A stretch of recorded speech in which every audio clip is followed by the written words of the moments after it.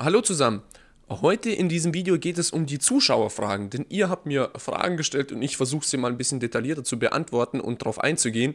Ich habe mir so ungefähr 5 Fragen ausgesucht, vielleicht wird es auch noch eine sechste sein. Schauen wir mal. Ich möchte euch quasi da etwas mehr dazu sagen.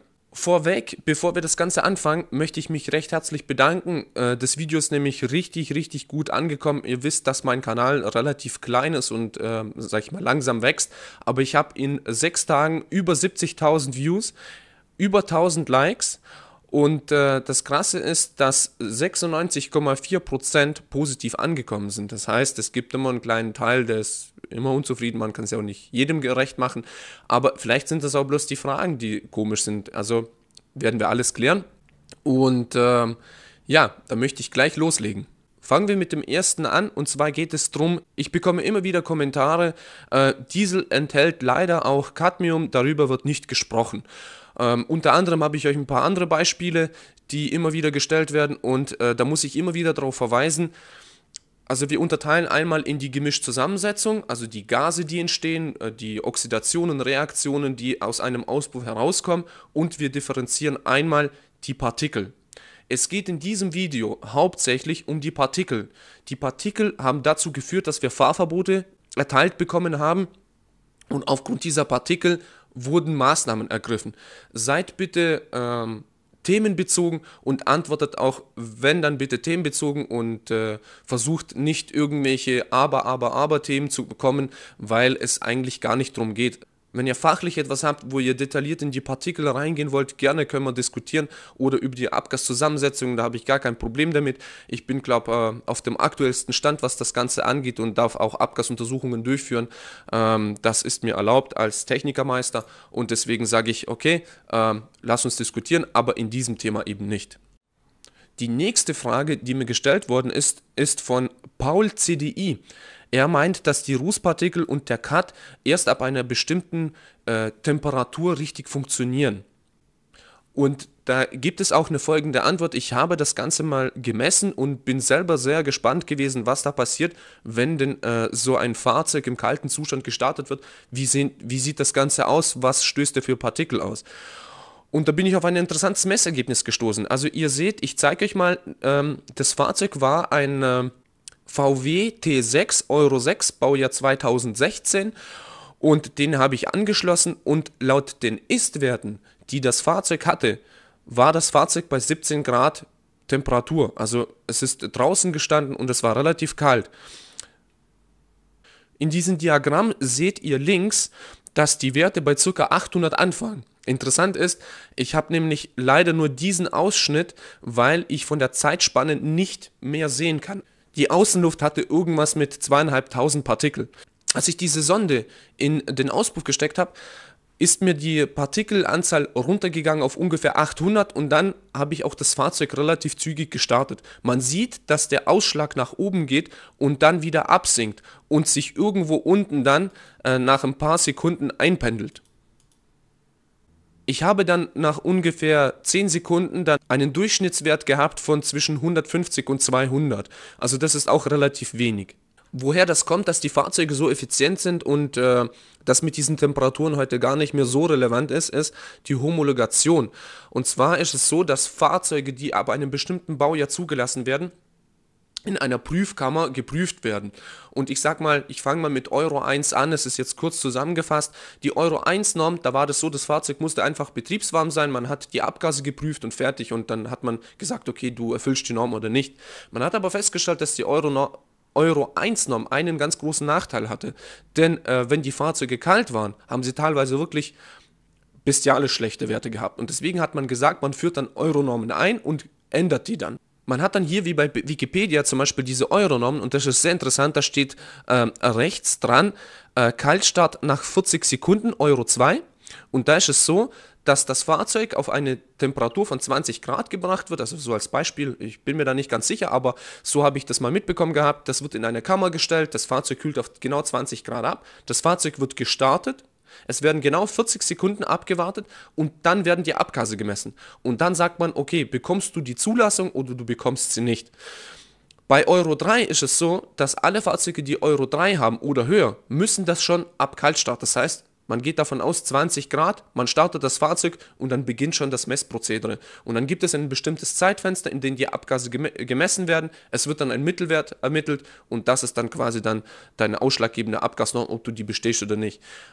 Und von dem her ist es so, es ist echt gigantisch, was für eine Meisterleistung der Ingenieurskunst das Ganze ist, das Fahrzeug bei 17 Grad auf solche Partikel zu kriegen. Und ich vermute, dass dieser Ausstoß, diese erste Welle, sogar einfach nur Partikel waren, die gelöst worden sind und es quasi so ein Partikelschub war. Und der Rest, also Hut ab. Ich hoffe, das hat jetzt als Erklärung gereicht und ihr habt es auch so verstanden, so wie ich es gemeint habe. Und zwar wurden auch Fragen gestellt, ja, wie sieht es aus unter reellen Bedingungen und wie sieht es aus unter Last? Was stößt denn das Fahrzeug dann für Partikelmassen aus? Ich muss sagen, es ist in meinem Budget nicht drin, eine Messstation hinten auf das Fahrzeug zu bauen und Messfahrten durchzuführen, aber es ist heutzutage so, dass sogar diese Schummelsoftware herausgefunden worden ist und die verantwortlichen Personen, die sowas überprüfen, das natürlich schon auch sehr fein prüfen und ja, das dementsprechend in bestimmten Grenzwerten sein wird. Also man muss das so sehen, umso mehr Drehzahl der Motor hat, umso mehr Luftmasse saugt er an. Das heißt, wenn wir draußen 6000 Partikel haben und wir saugen mit der Last oder mit der Drehzahl mehr Partikel an, müssen wir auch mehr Partikel filtern. Und deswegen ist es automatisch so, dass, klar, die Werte steigen, aber ich vermute nicht, dass die einen utopischen Wert übersteigen. Genauso wie das Regenerieren. Das Regenerieren ist ein Problem. Und zwar habe ich nicht herausgefunden, warum. Ich vermute, das hat damit zu tun, dass man nicht dieses Modul umstecken kann. Und zwar, wenn man diese Messwerte durchführt, steckt man ein Modul an und misst hinten die Abgase. Es ist aber leider nicht möglich, das Modul abzustecken während des Prüfvorgangs, denn dann bricht die komplette Prüfung ab. Und ich kann nichts mehr messen, obwohl es nicht meine Abgasuntersuchung ist. Das heißt, ich kann euch das nicht demonstrieren und ich vermute auch nicht, dass da sich irgendwie gravierend etwas ändern würde. Also von dem her geht es technisch nicht und das wäre ein sehr großer Aufwand für mich, das noch weiter detailliert zu erarbeiten und von dem her würde ich mal sagen, schließen wir das Ganze soweit ab und vielleicht kommt dann irgendwie eine Möglichkeit und ich werde auch auf jeden Fall berichten, falls mal tatsächlich ein Fahrzeug bei der Abgasuntersuchung regenerieren würde. Die nächste Frage ist auch sehr interessant und zwar wurden mir Fragen gestellt, ja, wie sieht es denn mit einem Benziner aus? Ist denn der Benziner dreckiger wie ein Diesel oder sauberer oder was ist mit denen Fahrzeugen? Denn die Fahrzeuge werden ja momentan ja nach einer Partikelmessung Euro 6 ja gar nicht gemessen. Was kommt denn da so raus? Da habe ich für euch eine Antwort. Vorweg, ein Bild, ein Partikelfilter für Benziner, also dieser Otto-Partikelfilter, OPF, wird bei vielen Fahrzeugen erst ab September 2018 nötig sein. Ich habe in diesem Versuch einen Honda Civic genommen mit Direkteinspritzung und Baujahr 2015 und habe an diesem Fahrzeug den Partikelausstoß gemessen. Und ich habe so den Maximalwert genommen in diesem Bild, da liegen wir ungefähr bei 2000, also er hat gependelt, ich sag mal zwischen 1500 und 2000 und von dem her würde ich mal sagen, also so schlecht ist es gar nicht und man muss berücksichtigen, denn das Ganze findet ja ohne Partikelfilter statt, also ohne diesen OPF und wenn wir da bei 2000 sind, ist es eigentlich gar nicht so schlecht, würde ich mal sagen. Und ein Lob muss ich aussprechen, es gab einen Kommentar, das war fachlich super, also wirklich, da habe ich gesagt, eigentlich müsste man zweimal Daumen hoch geben, geht ja bloß einmal, aber der Meckermann 1280, der hat eine richtig gute Zusammenfassung geschrieben und vielleicht sucht ihr den Kommentar mal auf und lest es euch mal kurz durch, also auf jeden Fall super kurz zusammengefasst und viele Einflüsse mit eingenommen und ja, einfach super, ja, also wie würde ein Dozent sagen, 100 Punkte bei der Frage. Und als letztes, da kam auch mal immer wieder die Frage, warum denn der Diesel so gut sei mit dem Reinigen von der Luft, wieso wir denn nicht mit einem Benziner reinfahren. Es hat auch einen Hintergrund, da habe ich euch was mitgebracht.